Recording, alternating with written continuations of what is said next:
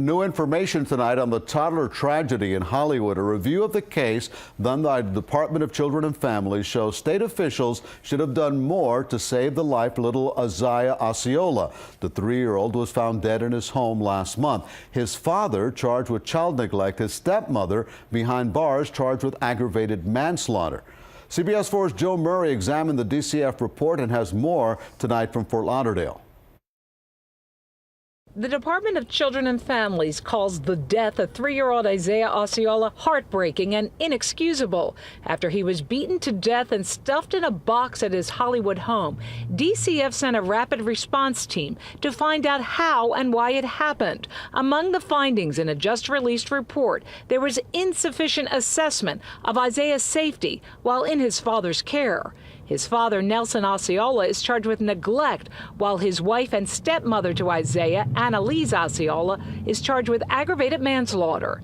Nelson Osceola said the child was clumsy to explain his repeated bumps and bruises, and investigators ignored warnings from his daycare.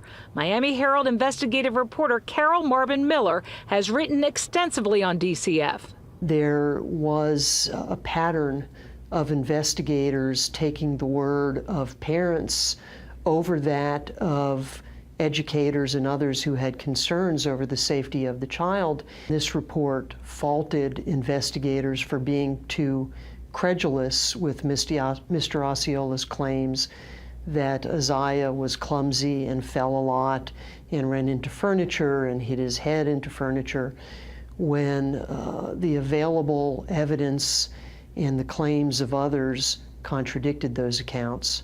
Ahziya's case was handled by agencies which subcontract with DCF, the BSO Protective Services Unit, ChildNet for ongoing cases, and the Seminole Tribe.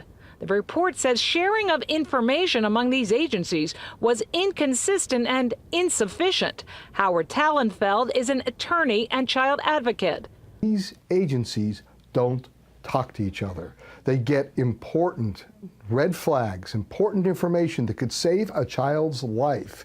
They know what's happening in a home, and if they collectively got together, we would save so many children. Ahziya's death is just one of a long line of children who have died while under the care of the Department of Children and Families. All the agencies involved in this case say they are reviewing this latest report.